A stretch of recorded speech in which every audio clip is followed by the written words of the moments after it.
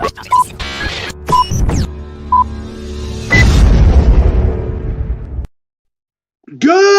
morning, Gardenia! Happy Monday. Hope you had as wonderful a weekend as we did here working on the cabin. Man, it's been a lot of fun. Big weekend.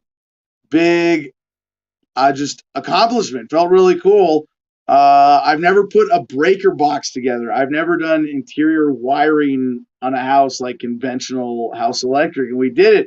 We got the breaker box in. We got outlets working. Just a matter of putting it all together. We got most of the insulation up. Today, hopefully buttoning up the drywall and testing all the electric. Got the solar system moved over from our shipping container to the cabin, thanks to help from our friend, Pastor Peter Yapel of Can We Talk 420. And today, we're going to jump right into it. So getting the promos out of the way, executive producer Jim Freedom, what's on your mind today? What's going on, brother? How you doing? Good, man. We got hooked up, dude. We got hooked up. I don't think I'm supposed to say the details, but in Arizona, thanks to legalization, or where we're at with quasi legalization, right? You can get $125 ounces of like amazing outdoor, and this is like, you wouldn't know it was outdoor. Like, this is like dispensary quality stuff. So yeah, cheers. Wow.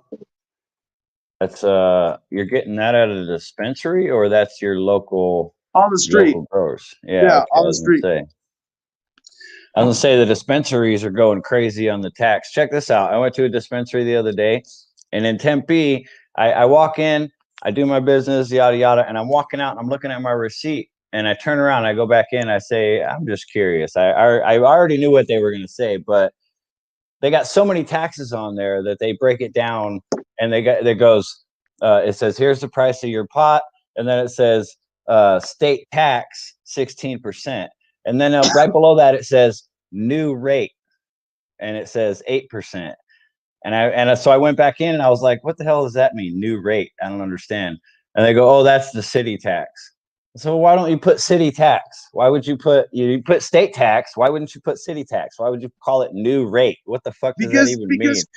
Jim, because criminals like to hide their tracks and evade accountability for theft. And if you're a city government and you want an excuse to steal from people, and you use retail sales tax as your excuse, you can also require that the people doing the actual stealing for you call it whatever you want. Well, yeah, but this is the store, though. This is the dispensary doing it, because I've been to a different dispensary and theirs says city tax.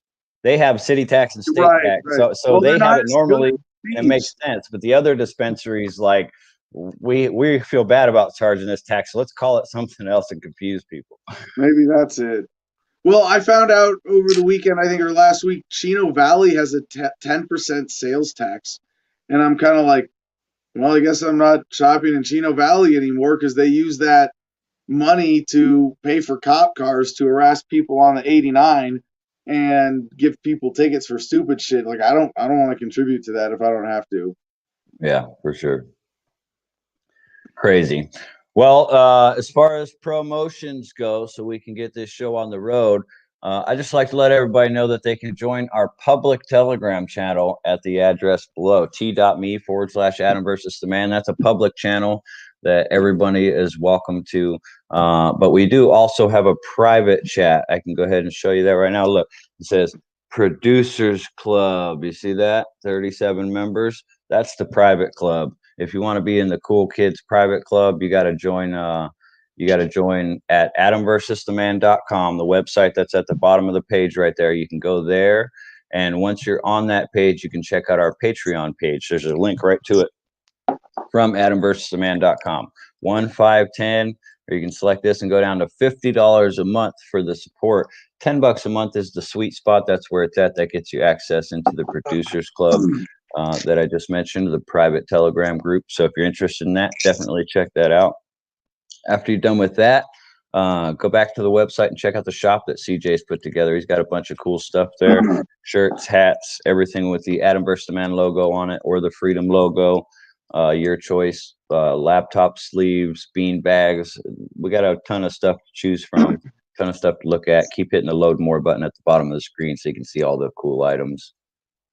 And when you're done with that, go back to the main webpage, adamversustheman.com, and right there on the front page, there's a link to our affiliate program, Cigar Federation. Excellent cigar company with a great selection of exotically flavored cigars. Go check out their website and scroll through all the different flavors they have, and use Adam10 with your order. So you get 10% off of your entire order. No matter how much you order, you get 10% off of it. So by that math, the more you order, the more the 10% will keep in your pocket. So order away at that website and help Adam out with that. Lastly, if you're interested in what's going on with Gardenia, in Gardenia up there with Adam, like he was just talking about building his new building and doing the electrical and everything, you can go to Instagram, check out at the Garden of Freedom. And this is where he has these pictures. I saw this in Peter's, sorry, drew a blank there. I saw this in Peter's thing. I'm really glad you've got that sunset time lapse pulled up right now. It's beautiful. I got a really good one this weekend over the from the view from where the deck is going to be on the cabin with Picacho Butte in the background. By the way, I found a little hiking guide to Picacho Butte. So Jim, when you get back up here, we're going to go for a day trip and get to the top of that little mountain there. Oh, nice. That'll be awesome. Picacho Butte, like always wanted to go. It's, what is it, like 10 miles away probably from you? Yeah, and it's a barely hiking guide. That's kind of the cool thing. It's like, cause there's no trails. It's not a hiking area. There, you have to kind of sneak around some stuff and take some back roads and go to some gaps and fences, and then you're like, all right, but it's definitely accessible, and so that's at least. Well, I mean, I don't know. It could have changed. I mean, if you buy up all the private land around it, hypothetically, it might be difficult to get to, but that's one of the things that libertarians don't seem to appreciate until they've experienced something like this.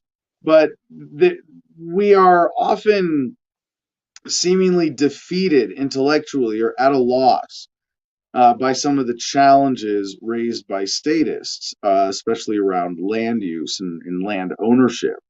And roads, what about my roads, right? And when people ask the question, well, who's going to build the roads? They're not asking literally who's going to build the roads. That's the question's a little bit smarter than that, but not well articulated, because what they're really asking is, how do we manage shared infrastructure without a central authority that claims some kind of ownership over an entire territory? And the idea of claiming land means that you can't use that land in such a way that it impedes other people's use of their land.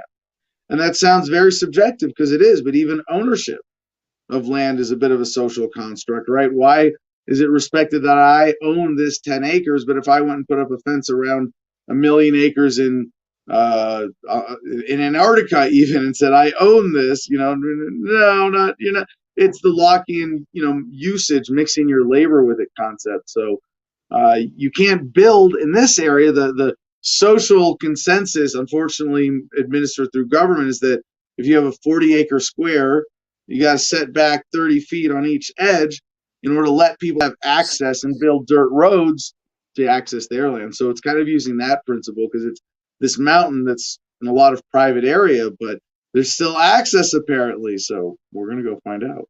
That'll be sweet. That'll be fun. I look forward to it. All right. So ready to hit into it?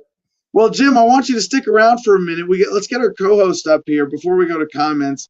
Mercedes Damertowski joins us from Nebraska as our co-host this morning, and I want to keep you both on for just a minute. Then we'll go to Mercedes and the comments to just cover our top story today. At least we have 3 top stories before we get to the COVID block, then a big police state update because Biden's president, and then fun grab bag. But there were 3 stories that I wanted to do before even the COVID block today.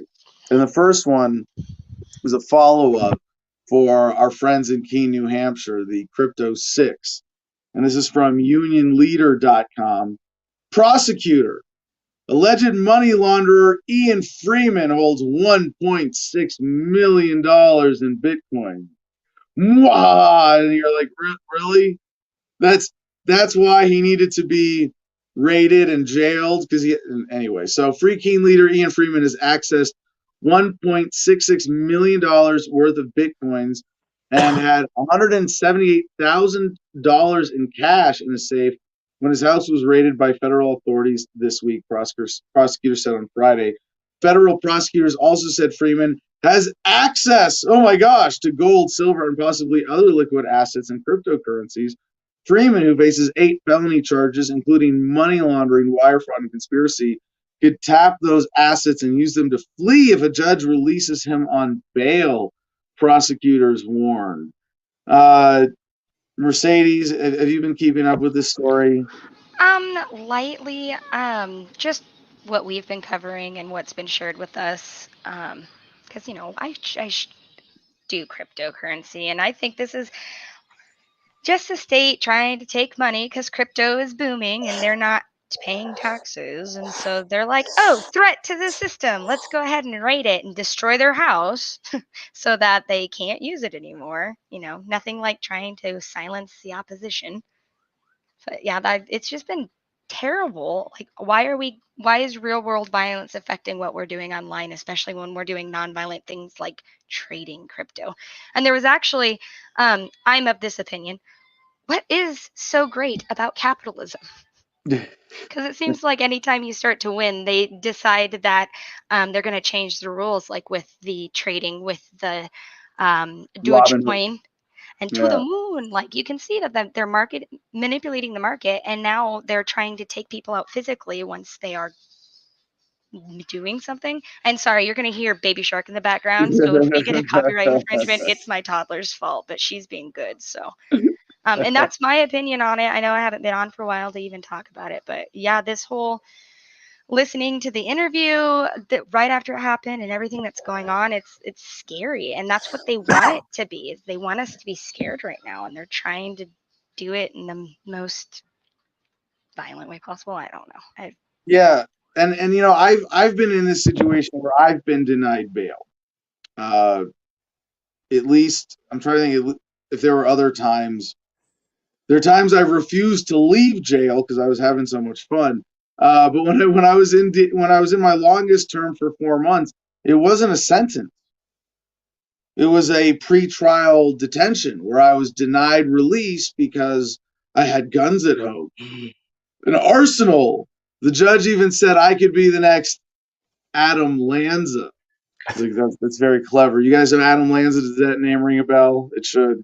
That was the Newtown, Connecticut shooter, Adam Lanza, and that happened right before my shotgun incident. And they just said, "Well, we can't release you because you're a threat to society."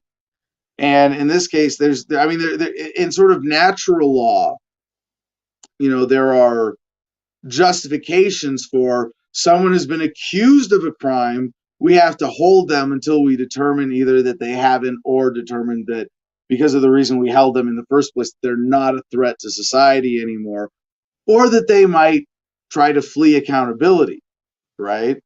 And in this case, has money makes him and the thing about flight risks, take his passport. We have is he really going to and are you really going to put this effort into holding someone because he has access to money? Now, I want to point out one other thing here, is that they were saying money laundering and what was he? So anyway, back to the story for a minute. They had an 8-hour hearing on Friday, and the judge punted. He deferred a decision, promised to write a written order as soon as possible. On Tuesday, the FBI arrested Freeman and 5 others who were part of the Libertarian Free Keen movement on charges related to Bitcoin dollar exchange, a Bitcoin dollar exchange system, they ran through churches they were closely affiliated with. Freeman is the only one to face charges of money laundering and operating a continuing financial crimes enterprise, which call for a mandatory minimum sentences of 10 years. McDonald termed Freeman a sophisticated cyber criminal. And I mean, that's so crazy. And now, apparently 70 people, including media, FBI agents, and some cryptic names, logged on for the hearing. Freeman participated via a video feed from Merrimack County Jail. And the thing is, this is the money here. They're accusing them of having laundered or moved, rather, to, like in exchange one way or another, $100 million, right? Was it 100 million over 6 years or 5 years? That So, sounds right. Let me go back and check. I know we shared the link in. or maybe it was 10 million. Anyway, they had this. Yeah, we should go back. We should have had this pulled up from the notes from last time. But if he has access 1.66 million worth of Bitcoin, I think it had to have been 10 million, because we said 1% was 100,000. And was there like 5 people made 20,000 over 5 years? Like that's what they were going after, even if it was some multiple of that. So accessed, not has access to, not in his possession, $1.66 million worth of Bitcoins. It's a weird inflation effect on this, and a weird kind of slander. And I'm waiting for them to bring out all the other, past charges on Ian. Of course, they're making it about Ian as the ringleader. The other 5 involved have been released on bail. But 178,000 in cash in his safe. It was a very modest home. Place you would barely feel comfortable keeping that much money. But if it's for exchanges, it's not like, it's sort of like your business capital. And that's not chump change. I'm not trying to say $178,000 is insignificant, but meanwhile, bankers steal billions and nobody gives a fuck and nobody gets locked up. Not Jim, just that, but the church as a whole, they said that they are a church, right? So the churches don't pay taxes, and I know a whole bunch of mega churches that are definitely not playing with money appropriately that aren't getting rated like this. yeah, well, they not to defend the government here, but their justification in the raid is they have to be able to seize hard drives and assets as evidence, right?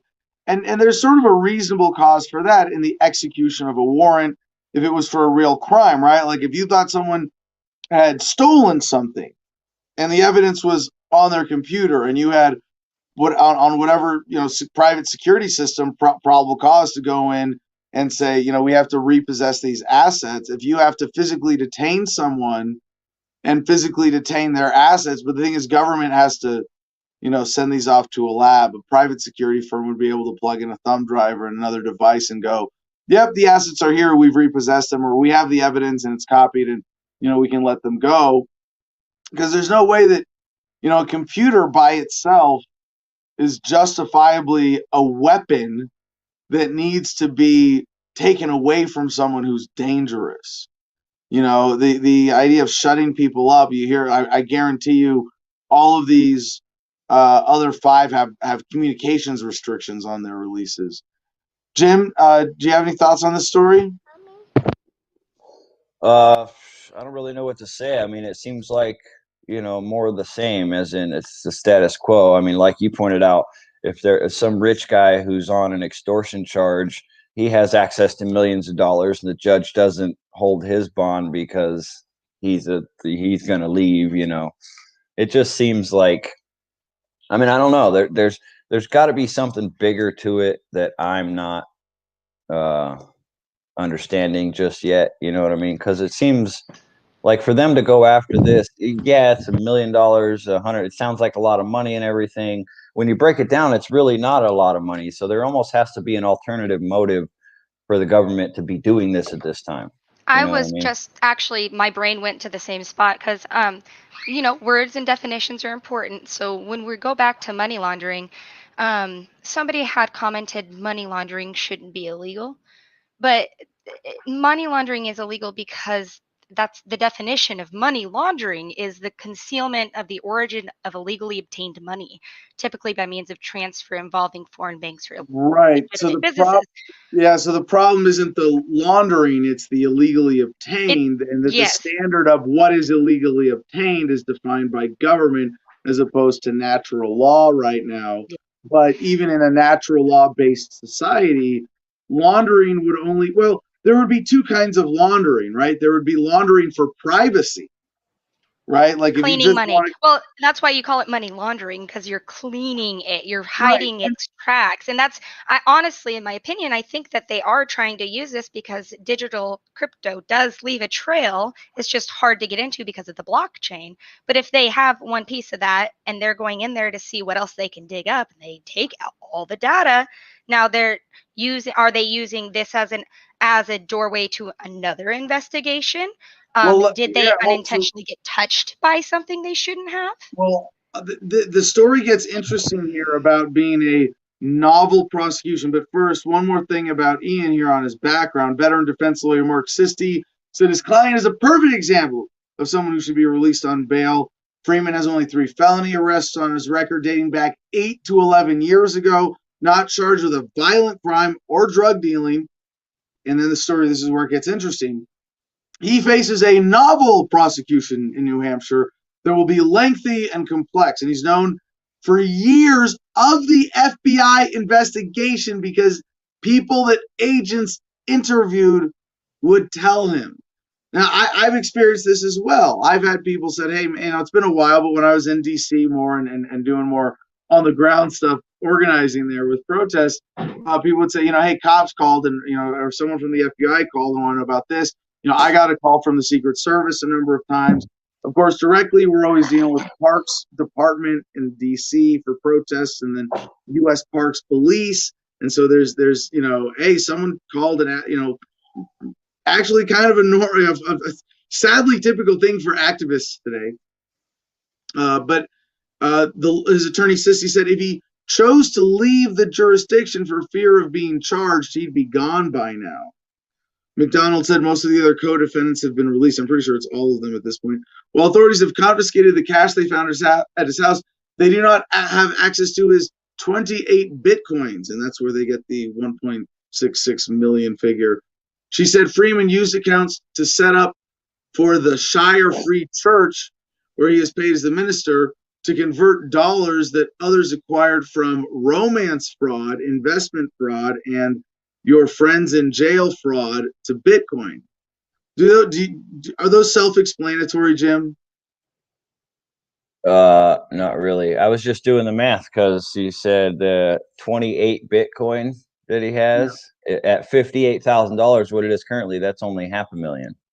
Oh, 400,000. did I do that? Oh, wow. All right. So there's got to be something else somewhere. No, yeah, 28 Bitcoins at $58,000 a pop. 58,000 times 28 is 464,000. So that's all I was confused. 28 Bitcoins times 50. I just did 58,000. No, 28 times 58,000 is 1.624 million. That's where they got the 166. All right, but these so Jim, if it's not obvious what romance fraud is, maybe Mercedes can explain that to us. I'm actually not sure unless it's called catfishing, because I know what catfishing is. Romance fraud, not so much. Catfishing. I think that's what cops call catfishing. Oh, is that the technical term? Well, I think they want to be broader, more inclusive when they say romance fraud for people who just sort of fake romance to get money out of people by fraud, and catfishing. Yeah. So catfishing could be for money or not, right? Some people do catfishing just to fuck with people, right? Yeah, it depends. Like, I've encountered catfish during my campaign because I was a candidate, and people like to manipulate people and stuff. So that's one way catfish work, or just fake profiles on the internet trying to pretend like AI. There are AI catfish now, I have found out. So that's fun. But yeah, there was a time that I got a weird pattern of messages from underage women. like hot underage women hitting on me. Wait, I'm not allowed to call them hot because they're underage, but you get the idea, right? Jesus Christ, Mother Mary Joseph. Hi, Steve. No, well, so they would send pictures claiming to be underage. Yeah, because they're And trying I don't to. even know if they were. It's just a picture of I just see a picture of an attractive woman. But And that's what I mean is they messages use saying, "Hey, I'm 17 or I'm a high school senior. I love you. I'm a fan of your work. I want to come visit." And it's like, no. let's talk in a few years then. You know? That's called jailbait. Yeah, right. Jailbait. So, well, so Yeah. that's Called a government. setup. That's like Yeah. government romance fraud, right? Yeah, But- and it's so wrong. First of all, psychologically speaking, happy Mental Health Monday. Catfishing is wrong on a moral level. I understand why people would do it, but definitely need to go talk to a therapist about why you feel the need to do it. Nope, you're naked. You can't come on camera. Sorry. My toddler won't keep clothes on because she's 2. So I'm gonna. There we go. So yeah, this is look. I'm catfishing you now. You can't see me. I'm just a stranger on the internet. So yeah, that's their people do it because they're lonely. They want a self-esteem booster. They do it for financial means because it's easy to be a stranger on the internet and get what you want, but it is a crime. You should not lie to people to get things ever. Thank you. So there's romance fraud. There is what were the other two here? Investment fraud, which I assume is sort of either Bernie Madoff Ponzi or give me money for an investment and then I disappear. And then your friends in jail fraud. That's a good one. Hey, your friend's arrested. He needs money. Send it here, and I'll get. Interesting. New. So I wonder. It's like if there's. I don't want to give any credit to government accusations here because it would be easy for them to say, well, you had a girlfriend who sent you money, therefore you were committing romance fraud. You didn't fulfill promises on an investment pitch, therefore you committed investment fraud. And your friends in jail, well, they actually have friends in jail on a pretty regular basis because they're friends with a lot of libertarian activists all over the country. And a few dollars didn't go exactly where it was supposed to. You've got your friends in jail fraud, or it could be. The other thing I would think is maybe there's some less scrupulous activists who have found a way to sort of Robin Hood through these frauds and reclaim only stolen funds. I would still say it's probably unethical, but if you're taking money from bankers this way, I'm not gonna make that a priority of injustices to pursue. So it's going to be interesting. We're going to be following this. We're going to be coming back to this. More details are going to come out, and so right now we're seeing how they're tying this to the church and this whole other larger accusation of fraud. The thing is, I stand by the position that there's a misappropriation of scale here in a lot of ways. The amount of resources that the FBI invested into this, the time that already Ian has spent in jail, I think just a week now, but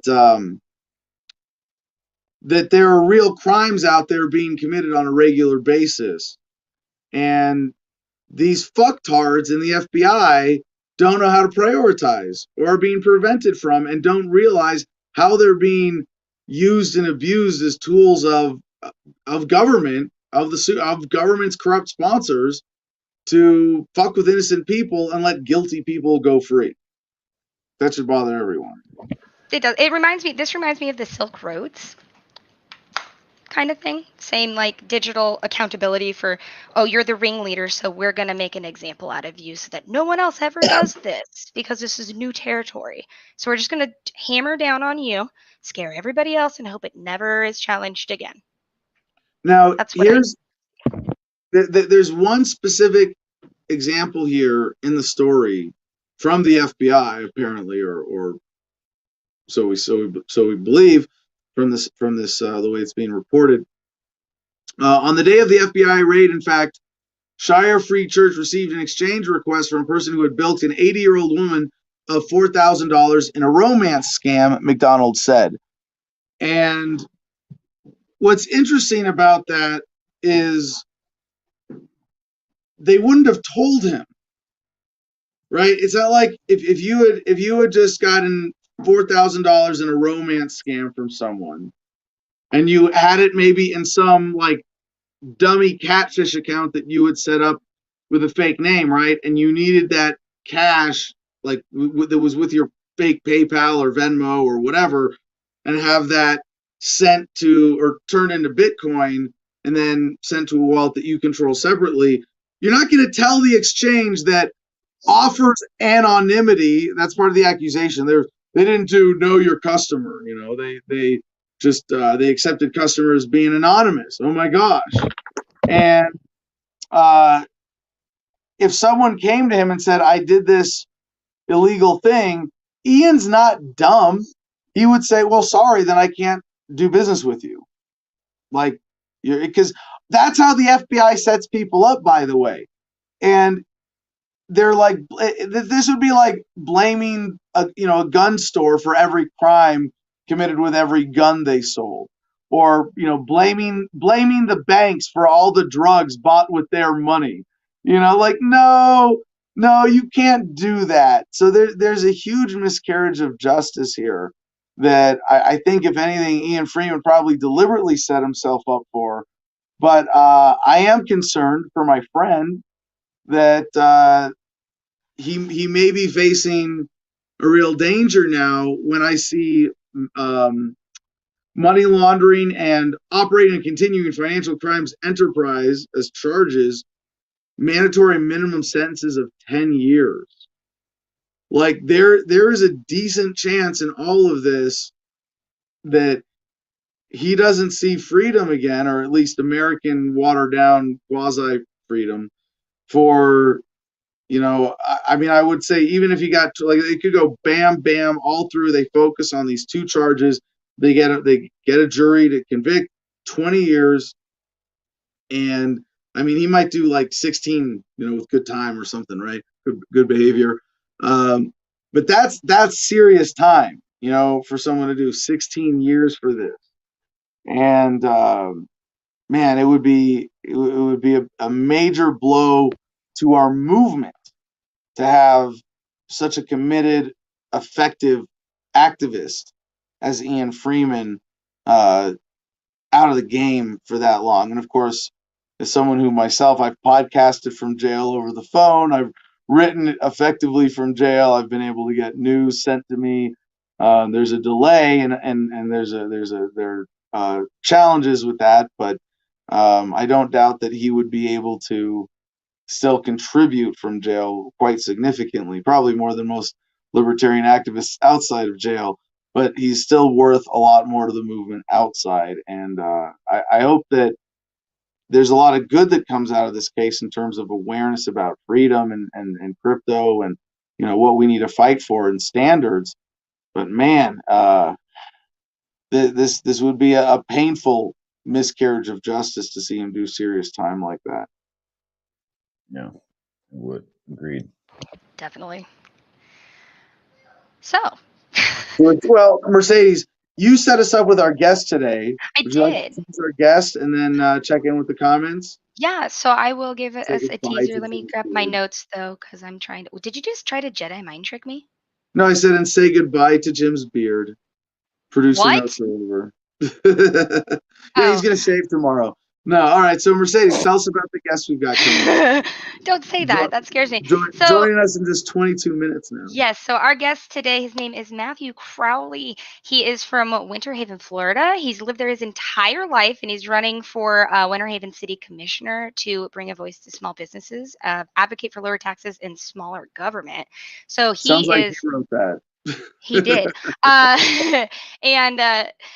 But he is his manager is one of my libertarian friends from Florida, and we're the same flavor of libertarian. And he reached out to me, was like, "Hey, I'd love it if I could start or a fangirl on Adam's show to get the message out." So I'm like, "Okay, cool, let's do this." And he reminds me of me, kind of. Excellent. All right. You So that now. what else do we have? Do you have a comment contest for the day, Mercedes? So what do you want people to post? For You you to know, give them the membership in the Producers Club, you get to give away today. well, it's Mental Health Monday. Oh yeah, you found some pants. You got and some socks. Okay, go find a shirt. I want mom life, wholesome content for Mental Health Monday, but funny wholesome content. Like poke fun at the government for me because we all fucking hate the state, and I'm extra spicy today. So thank you. Yeah, there's your shirt. And So yeah, best. wholesome doesn't mean avoiding cursing. I mean, if someone like No, yeah, Lenny no. Bruce quote, if you can't say fuck, you can't say fuck the government. You'd be Fuck the like, government. Yeah, so we are not it's not that you can't cuss. I invite using your First Amendment right. Thank you. But we do need to be respectful and no death threats because, nobody likes death threats. It's Mental Health Monday. positive and affirmative Wholesome, humor today. something that I can say to my grandma and make her giggle because we have talked about pearl necklaces and ZZ tops, so it's not like she's that wholesome. But yeah, make my grandma giggle or blush, and I'm gonna go dress my child, Adam. All right, well, we'll get to our next two top stories here, and hopefully our COVID block before our guest joins us in just 20 minutes. ABC News has this headline: Obama-era officials return to White House worth millions. I wasn't going to pass this story up. This is too good. Oh, what did I tell you? What did I tell you the purpose of government was? Yeah, White House financial disclosures show several officials gained massive wealth. As several Obama-era officials return to the White House under President Joe Biden, their reunions come with fuller pockets and deeper ties to corporate interests, new financial disclosure reports show. Oh, follow the money, follow the money. It goes right back to the White House.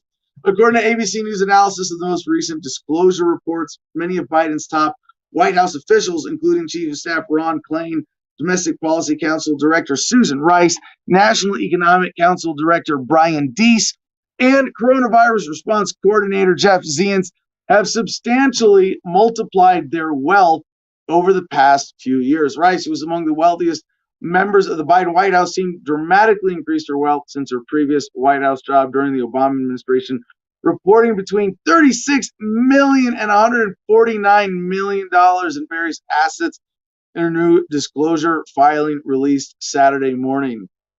It's not enough that the bureaucrats and the politicians serve the super class, the super wealthy.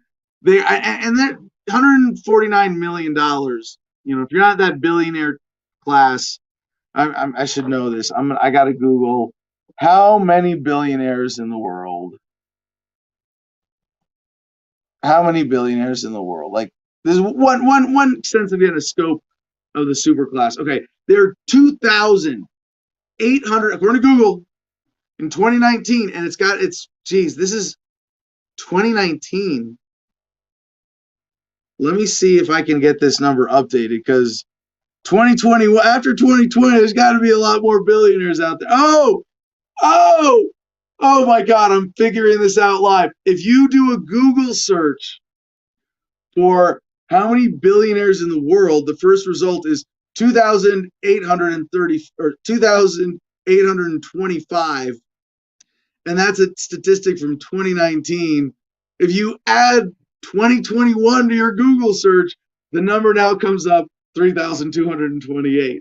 Ha ha ha. Surprise, surprise, surprise. So if you're talking about the few thousand most powerful people in the world as the super class, you pretty much need $1 billion to be in that club. But I would actually expand my concept of the super class to a number of string pullers and powerful people who might not have direct control of $1 billion, right? And there are plenty of people who are billionaires. At least there's got to at least be a handful who have money in assets that aren't counted on the official list of billionaires, as in they've got stashes of precious metals or other assets that people don't know, or land that they own through other trusts. Oh, we have a super chat, Hydra 509 for $5 weighing in. Keep up the great work, brother. Thank you very much, sir. All right, so when I see, okay, and now there's someone worth 140. If you got 149 million and a post in the White House, you might be one of those special, not quite billionaires who's actually in that, you know, super class. But it's not bad, as if it weren't bad enough before that there were bureaucrats who got paid well, who served the moneyed powers, served the super class. Now it's like we're being ruled by the super rich directly. It's almost a little bit more offensive, or rubbing our noses in it maybe, but they're not so much, you know, going, oh, let's get out of just sitting here with money and pulling strings, and let's actually get hands on and run the government ourselves. It's more that in the nature of the game having changed, competing for that top level bureaucrat or political position, there's a bigger price tag attached to that. You get taken care of. You find other ways of significantly enriching yourself in serving the super class. So is that progress? Is that a flattening of the pyramid? No, because this is really just you know, the spike of unnatural wealth and power at the top of the pyramid getting pulled exponentially further away from the base. That's nearly 149 million for Rice. That's nearly 3 to 4 times the amount she reported back in 2009 when she joined the Obama administration as the ambassador to the UN. Back then, she reported total wealth between $13.6 and $40.4 million. And the figure didn't increase dramatically when she served as President Barack Obama's national security advisor during his second term. In her most recent filing, Rice reported holding shares between $250,000 and $5 million in major corporations, including Johnson & Johnson, Apple, and Microsoft. She also had a significant amount of stock options in Netflix, where she served as a board member, and reported earning more than $300,000 from exercising Netflix stock options in the past year. In addition, she reported shares in several oil and gas industry companies, including $1 million to $5 million of holdings in the Canadian multinational natural gas distribution company Enbridge Inc. So, I mean, you could pick this apart a lot longer. There are other great examples of this in the Biden White House. It's funny, like they're doing a better job of making money. Maybe Trump's doing a better job of Biden's doing a better job of taking care of his lieutenants, making money than Trump was. But it's not really Biden and his lieutenants in this case. These are people who operate around the bigger centers of power, the bigger money in the world, rather than individual politicians. Biden is not insignificant in all of this, but he's more of a pawn and a front man for this general process. Not that he's not making out from this very well himself, if he lives to enjoy his post-presidential wealth, that is. All right. Excuse me. I'm sorry. You know what? I told you I was doing a lot of insulation this weekend. Apparently, I inhaled a significant amount, which you're not supposed to do. But today, when we're done with the show, one interview this afternoon with Pastor Yapel and Adela Wisdom. Looking forward to that. And we'll get I'll wear a mask. I'll wear like an actual mask, like a functional dust mask. When we finish the installation, we'll be done today.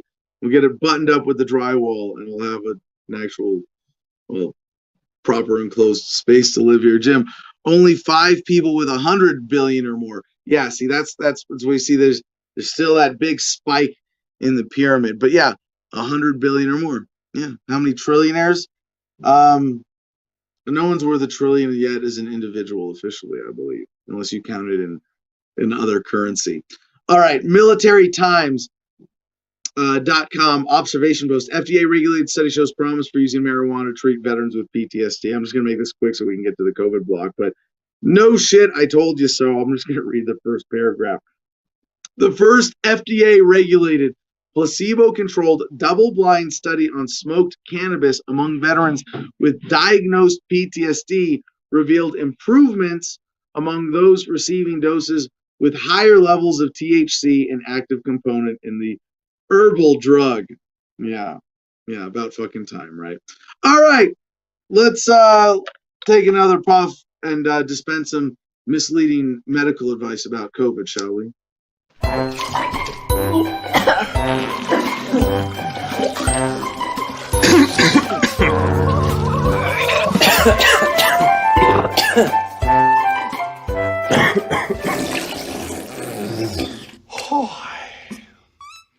All right, jumping into the news on the COVID vaccines, Washington Post and MSN.com. AstraZeneca, once touted as a pandemic slayer, faces challenges. AstraZeneca's coronavirus vaccine was supposed to be the shot that dug the world out of the pandemic, a cheap, easy-to-administer dose that would protect not just citizens of wealthy nations, but also those in the most vulnerable countries.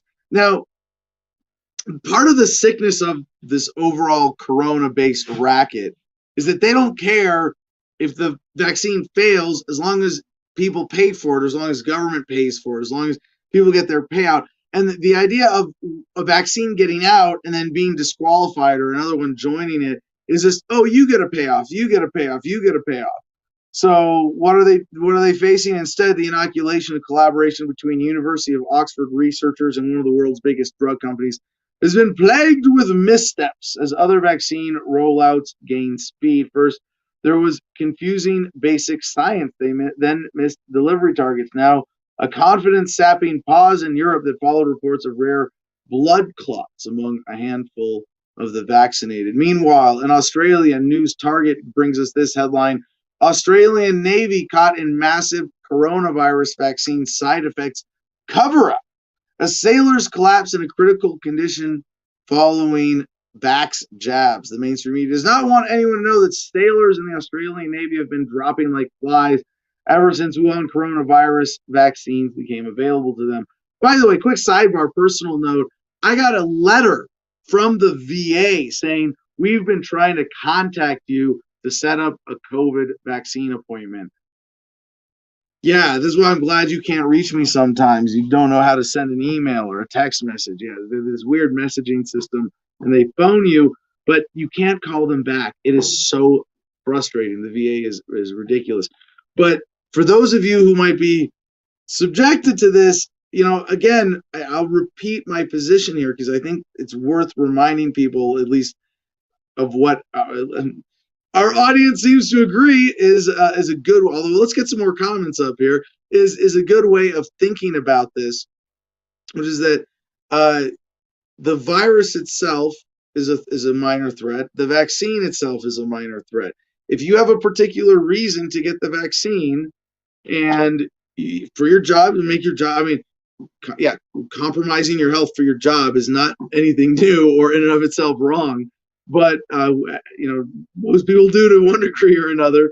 But if you have a reason to get a particular vaccine and you research it and you're aware of the risks, you decide to get it. I'm not going to say never ever get the COVID vaccine, but unless that, why not at least wait? Why jump? Why on your own initiative go and get the vaccine? Let them at least test it on people gullible enough to join the Australian Navy or the U.S. military, where we have brought you stories in the past that a lot of soldiers are refusing the vaccine, and it's not being forced on them. But to what extent, we don't know. Hopefully, we'll have a more comprehensive report on that soon. But how will it be totally accurate? I kind of doubt it. Numerous stories detailing the horrific adverse events incurred by members of the Australian military have been completely scrubbed from the web. Some of them have been replaced with highly sanitized propaganda pieces claiming that only mild side effects are being observed. So, a lot of people are saying that, we're seeing plenty of anecdotal evidence, and it's sad. It's fucked up that that's really all we have to go on, because you can't trust the numbers. We know that the government buries stories. We know that there's a ton of censorship happening around this. But we don't have reliable statistics on what side effects for the vaccine are. But we at least know from, anecdotal data, it's not that bad, right? I'm not saying be afraid of the vaccine, don't get it no matter what, it's pure poison. No, it's not. But it has got some toxic shit in it that might fuck you up, and it better be worth it for uncertain of complete protection. Like with other vaccines in the past, chickenpox or Wait, there's no vaccine for chickenpox. You get it as a kid, right? But there for like polio, you get the vaccine, and it's got a much higher reliability rate of preventing someone from getting polio than these COVID vaccines, some of which they say are only 80% effective or aren't effective at all against the mutations or what have you.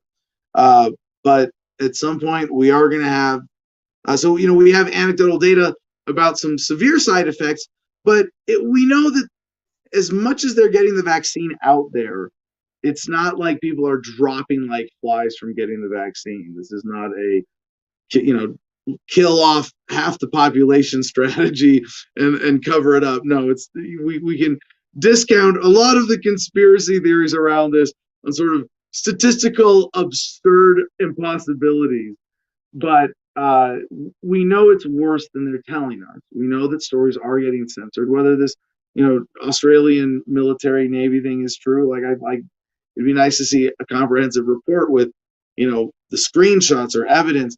But we have, screenshots of Facebook posts, and who knows, how those are being taken down or maybe shadow banned, as in just taken out of people's feed. So the worst stories don't get passed around. But we do see that it is fairly common for people with the vaccines to have a response worse than the fucking coronavirus in the first place. And a lot of people we're hearing are having, a day of severe flu symptoms. Okay. Not a huge horrific experience, but a day of bad flu symptoms, and then they're mostly better. Whereas, and these are people for whom they're in the relatively young and healthy category. Odds are, if they got the virus itself, they would be asymptomatic. So we don't have the statistics, but we know it looks like for a lot of people, the vaccines, the cure is worse than the disease. All right, we got to hurry to get through the rest of this COVID block before our guest. Now, CDC shortens COVID social distancing guidelines for kids in school to 3 feet with masks. Oh, isn't that nice? The CDC revised its guidance on social distancing in schools, saying most students can now sit 3 feet apart instead of 6 feet. So 6 feet, so long as they are wearing masks. The recommendation is for all K-12 students, regardless of whether community transmission is low, moderate, or substantial. Now, I was like, were they packing kids in? I mean, I guess this means they can't be in auditoriums, but you can be in normal classroom seating again, because 3 feet is pretty close. It's put desks, sitting is not much of an aisle. But I guess if they're packing them in, that might be the reality. But there's stories like this that make me go, this really is a new kind of medical tyranny, where government using, and I don't want to say it's a tyranny. I mean, what do I mean by that? It's a new bend to the sub-racket to the racket of government, like war, right? See, there's the war racket. Well, there's the medical tyranny racket. And with this, it's government taking on new power, using medical officials, using medicine as the excuse.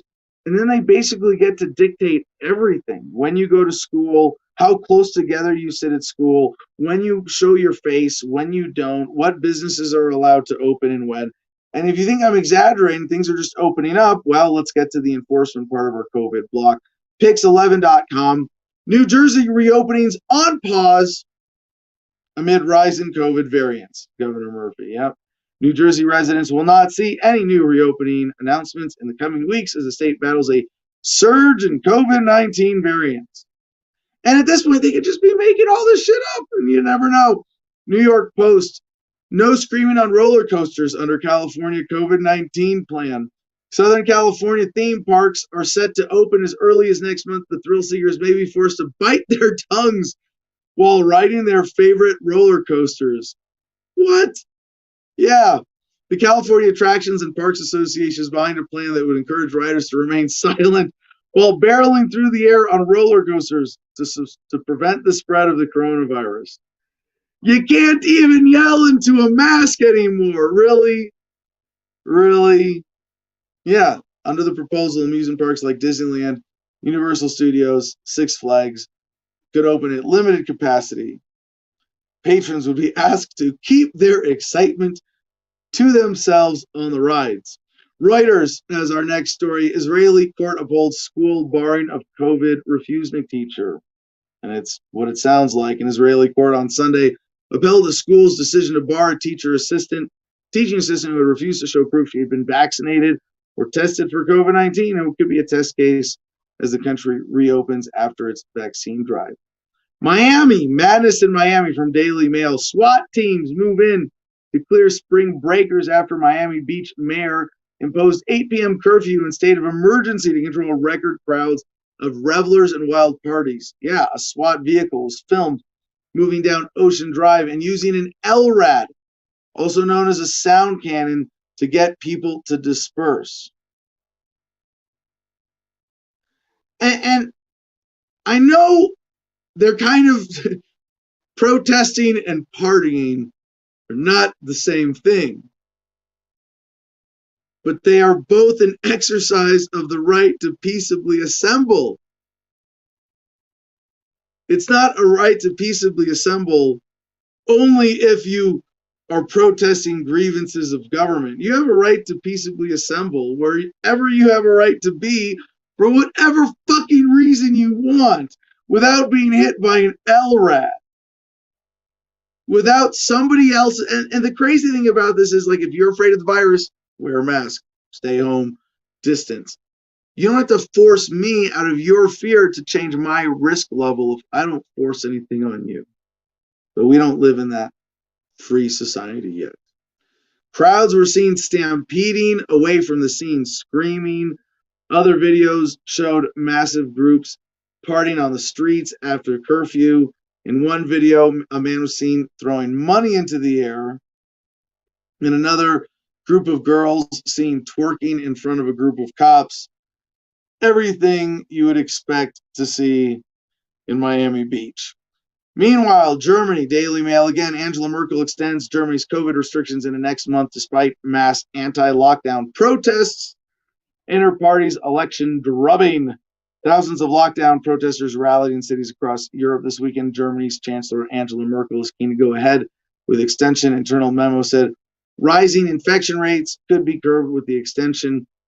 France, this is from the Associated Press, France announces soft new virus restrictions in Paris region.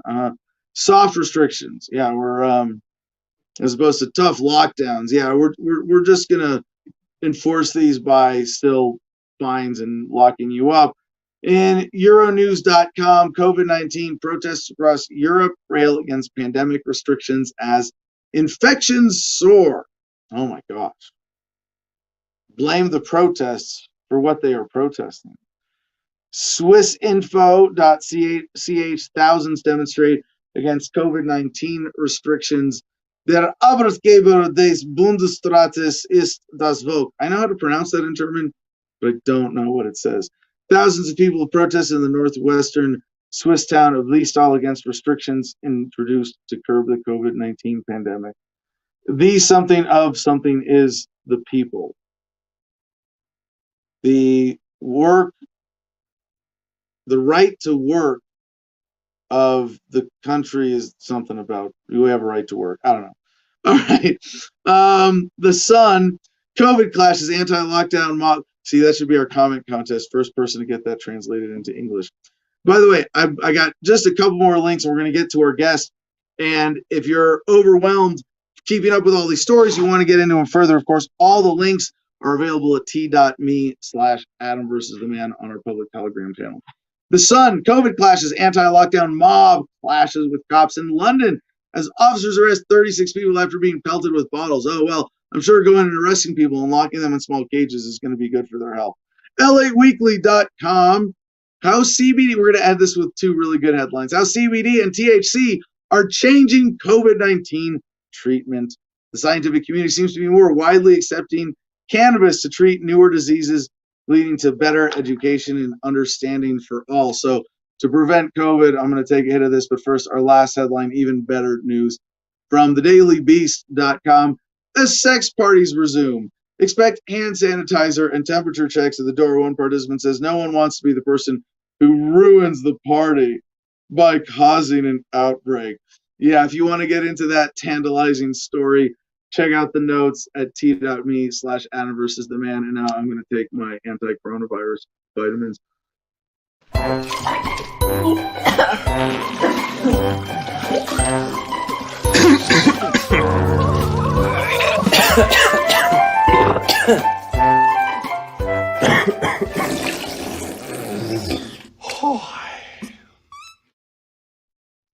All right, just a quick question before we get to our guest. Did I miss any critical comments or super chats? I was frozen screen flying blind the last half of that COVID block. No comments. All right, good. All right, moving on with a proper introduction. Ladies and gentlemen, joining us today is Matthew Crowley. He is from Winterhaven, Florida, where he's lived his entire life. He is running for Winterhaven City Commissioner to represent small business, to be an advocate for lower taxes, and of course, small government. Ladies and gentlemen, Matthew Crowley. Welcome to the show, brother. How you doing? Hey, thank you so much. How are you doing today? Excellent, excellent. Now, I'm always excited to see organized, passionate libertarians run for winnable local races. And if I didn't live in unincorporated county land, I might have one available for myself. But I want to promote candidates who are exploring these opportunities because it's, we've seen in the footsteps of so many other great candidates. Jeff Hewitt in California, who I think is still as a county commissioner there, the highest elected libertarian at the moment. Is that correct? I don't know. Highest is Burt out in Wyoming as the state legislator. It depends how you. Well, the thing is with Jeff Hewitt, the reason they counted him at one point as the highest is that he actually oversaw in that county more funds and population, even by his share of the county authority. But yeah, I know we've had some other successes, but I just mentioned Jeff Hewitt. I could just because he's a friend of mine who's been on the show, but as an example, who went, who has been persistent and worked his way up. So I want to hear about your background and why you ran for this and all about the race. But why don't you start with telling our audience, give us your political candidate and your 2-minute introduction of why people should love you. Right. So today in Winterhaven, right now, we have what's pretty much called a good old boys club. That is, friends of friends who know people are able to get elected. Well, what this has caused is the same people being in office for the last 20, sometimes 30 years. The longest reigning city commissioner has been in since 1989. So a vote for me is a vote for change. It's a vote for a different voice on the commission. Right now, they unanimously vote pretty much everything through. The most recent being chicken law in Winterhaven. They have limited how many chickens you can have on your property, which is 1 per every 1,000 square feet of property. And not everybody has 1,000 square feet of property. And if they want to be self-sufficient in the city, chickens are one of the biggest, arbiters of self-sufficiency there are. But beyond that, they have taken land from multiple landowners through eminent domain proceedings. The most recent one being on our own Lake Elbert. They are taking 58 parcels of land in order to build a new city park. Winterhaven already has 30 parks. We are a city of 44,000 people. So we can't even take care of the parks that we already have. We have absolutely no city budget for park maintenance, but yet they want to keep on adding more parks to the system. I am completely against this. It is nothing but government sitting there and saying, you don't own your own land. We own your land and we're giving it to you until we decide we need to take it. So it's nothing but big government on the city level, and I'm running to change that. Okay, so that's a great intellectual pitch for us nerdy libertarians who care about these things. But who the hell are you? People want to know as a candidate. You got to start with, hey, what's up? I'm, handshake. This is who I am. Most definitely. My name is Matthew Crowley. I have lived, like you said, in Winterhaven my entire life. I was born in the city hospital. The only time I've left this city is to go into the Navy for my stint as a sailor. Immediately, I got injured and I had to end up getting out. I immediately came back to my city. I have the city has schooled me from elementary school. What was the injury? I'm a veteran, so I'm curious about this. What was the injury in the process of your getting out of the Navy? Right. My pancreas actually inflamed. Sitting there, half of it is dead, giving me diabetes. And, being in the military, you can't have diabetes. So that ended up forcing me out. So I came home and I immediately got back and went to college in the city. We have our own community college in the city. I took my GI Bill and I immediately went there. I want to give back to the city as much as it's given me. All right. People don't care who you are until they know you care, right? I think we got a good sense of that. So for the political nerds, back to us, okay? Right. That's just us again. No, but why this race? Like, you're passionate, you're motivated. Why, of all the things you could have run for as a libertarian, why this one? I see the federalist system that we have now, the top national government, state and local. The most important one to me, and I'm sure to a lot of other people, is the local government. Even though we don't sit there and give it a lot of time a day, these people that control your city are the ones that are really going to control a lot of things about your day-to-day life. They're the ones that sit there and do your roads. I know as libertarians, we talk about roads all the time, but they sit there and they fix and maintain your roads, your water supply, your police, your fire. They're the ones that are doing it. It's not Joe Biden. It's not Donald Trump. It's not Governor DeSantis. It's your local city commission, your mayor. They're the ones that do it. So running for city commissioner, that's how I can affect the most change in my community. So what's your day job now? I'm actually an entrepreneur. I own my own business. I fix computers for a living. That's what I did in the Navy. So I took those skills and I translated it into my own business here. I work out of my house. I fix computers. My desk is right next to me, I call it my workstation. So that's another thing that I want to sit there and do, is make it easier for people to start and keep businesses running in my city.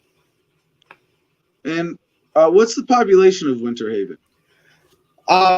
Right now it's 44,000 by last year's budget. It's expected to grow to about 47,000 whenever this budget comes out in September. And how many people on the commission? 5.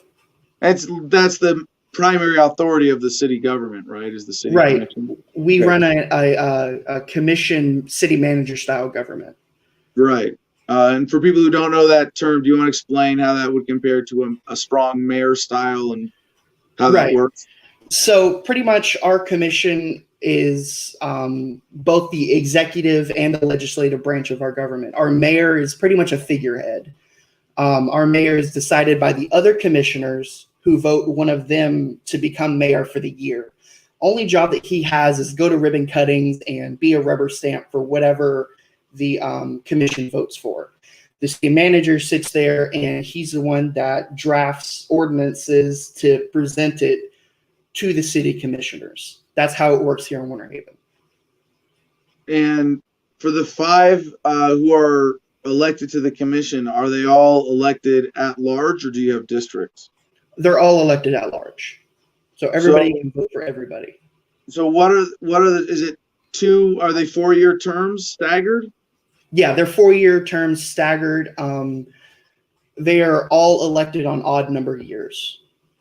Okay, so you have the election coming up. Is it so it'll be this November, standard in a odd year? Right, November 2nd of this year. Okay, and so how many seats are open? Right now, 2 are runnable, being the one that I'm running for, which is seat 5, and seat 4, who actually is our current mayor. Okay, and it's so top 2 vote getters in an open field? Right. How it really works, and this is pretty much tradition by now, is there are usually about 5 people who run for every seat. And then the top 2 go to the runoff, and then the winner in the runoff gets the seat. Okay, wow. So you have to designate which one you're running for. Right. So which one are you running for? I'm running for seat 5. I'm not running for the mayor's spot. I'm running for. Are there serious candidates challenging the current mayor for a seat? No, they're really usually the same people run every year. Since we are all at-large seats, if the candidate doesn't win on one seat, they usually try in 2 years for another seat. You should name names as much as possible when talking about this. They're going to watch this video later, and they're gonna be watching you for at least what does the competition even know? But so who is it that you're running against as the incumbent for seat 5? His name is James J.P. Powell. He is a local Rotary Club member. He is a assistant manager. He's an assistant manager at a funeral home here in the city. Good guy. You like him? I mean, what do you got to say about him? Yeah, actually, my mother works with him. They're coworkers. Okay. So, yeah, I have known him for years. So you're just presenting a difference of vision for the city and saying that you think he's part of the problem with how the city is run. He definitely is, because, like I said, he votes every single time to use eminent domain. He's taken, for all of his votes, probably about 200 parcels of land that he's contributed to taking. He sits there and agrees with the police no matter what. There's no difference. The police get their way here. He backed up them in not allowing body cameras for our local police. He has sat there and increased our budget. He's voted for more and more and more spending. And actually yesterday, a story came out that he sat there and helped vote for a $22 million loan to our city in order to lay more water pipes from our newly built rec center to a lake to recycle water. All right. Well, it sounds like, how old are you and how old is he? I am 22 and he is about 62, 63. Do you identify generationally, like Gen Z? Yeah, I am definitely, I identify with them. And I've heard even from the older population in Winterhaven that they're tired of old people. They've said this to me directly. They're tired of older people being in the government. They want younger people in the government. And the good thing about that is that for local and city elections, they're the main voting bloc, are the older retired people in my city. Now, where do you actually fall? Are you Gen Z or millennial? You got to be like right on the cusp, right? Yeah, I'm right on the cusp. I was born in 1998, in between the two. I remember before there were iPhones and whatnot. Oh, stop making me feel old, dude. All right. This does really frame, I mean, I'm really glad we got to this possible heart of the matter here. That, I mean, you're a tech, you're a self-employed tech entrepreneur, and bringing, I mean, if you want to count yourself with you see, when you're on the cusp, you always count yourself with the younger generation. Trust me, this is why I get away with calling myself a millennial. But from whatever generation he represents at that age, so old I don't even care, man. No, but to that difference to you and what that represents for the city. I mean, I don't know how this speaks to the voters, obviously voters trend older. That's why government is sort of something old people do and young people put up with, right? But Right.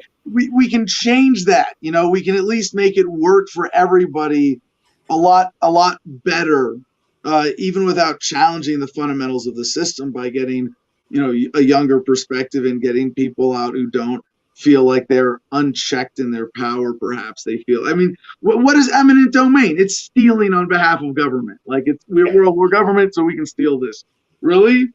Do you really want to run that kind of, sort of, at best, tyranny of the majority in your city? Do you want to lower the value of the property by saying you might not ever really own it? Like, no. But it's a higher standard of ethics that you're also calling them to as a libertarian. Can you connect this to maybe? I mean, because I really know nothing about the culture of Winterhaven, Florida, except based on it having a name that would suggest New Yorkers flee there. But I other than that, so this generational divide, like, how does that connect with the voters, older voters, and the culture of Winterhaven? Right, and it's pretty funny that you commented on the name Winterhaven. That's exactly why it was named. It's a haven for those who come down in the winter. But yeah, actually, my fire and whatnot that I bring to the table, the older generation absolutely loves. I do an event every weekend. Every Saturday, I'm outside. I'm in the community. I'm either at a local flea market talking, or I'm cleaning up a park, and I'm consistently sitting there and putting it on my social media. So people see that I'm out there. My opponent, JP, doesn't even have a website. So if you don't go to the city commissioner meetings, there's no clue what he's doing. If you're not sitting there and what is your website? You're gonna call him out. We're gonna pull it up right away. Right. It's actually crowleyforwinterhaven.com.